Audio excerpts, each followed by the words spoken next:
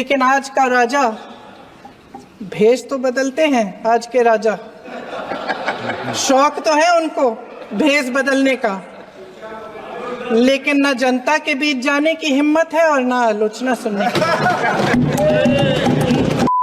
एक कहानी होती थी अध्यक्ष महोदय, शायद बचपन में आपने भी सुनी होगी।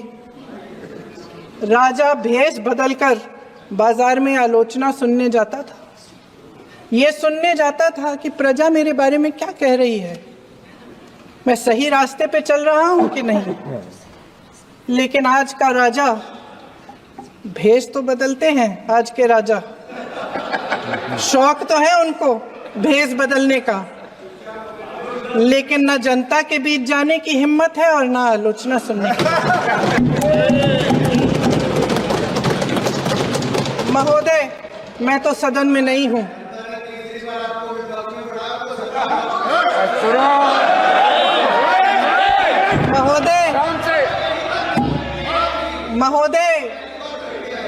महोदय, जनता में बहुत विवेक है, ये सही है।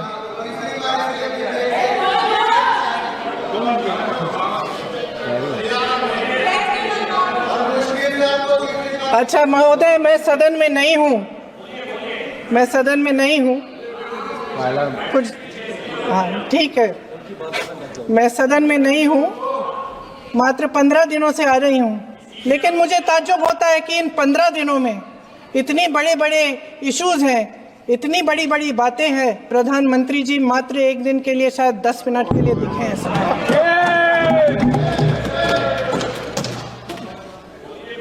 बात यह है अध्यक्ष महोदय जी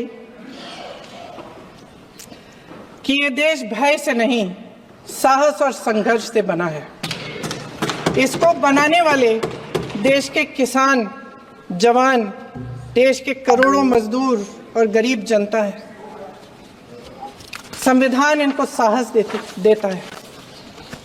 मेहनती मिडिल क्लास है और इस देश के जो करोड़ों देशवासी हैं, जो रोजाना भयंकर परिस्थितियों का सामना करते हैं, उनको साहस देता है। वायनाड में जो आपदा आई, उसमें एक छोटा लड़का था 17 साल का। 6 घंटों के लिए उसने अपनी माँ को बचाने की कोशिश की।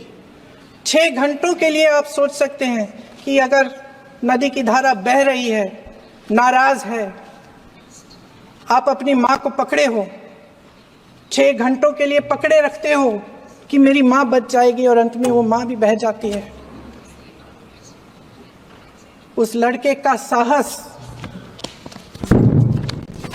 उन महिलाओं का साहस जो पीड़ित हैं लेकिन फिर भी अपनी लड़ाई लड़ रहे हैं, उन संभल के बच्चों का साहस जिनके पिताजी अभी गुजर गए, लेकिन फिर भी उनके सपनों को साकार करने की हिम्मत है, उनका साहस है। उस साहस से संविधान ने दिया है।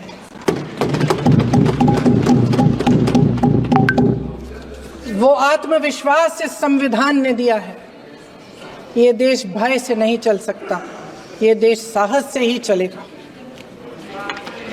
भय की भी सीमा होती है, और जब वो सीमा पार हो जाती है, जब किसी को इतना दबाया जाता है कि उसको लगने लगता है कि अब मेरे पास खोने के लिए कुछ नहीं है, तब उसमें एक ऐसी शक्ति पैदा होती है जिसके सामने कोई कायर खड़ा नहीं हो सकता। ये देश कायरों के हाथों में ज्यादा देर तक कभी नहीं रहा है। ये देश उठेगा, ये देश लड़ेगा, सत्य मांगेगा, सत्यमेव जयते। जय हिंद।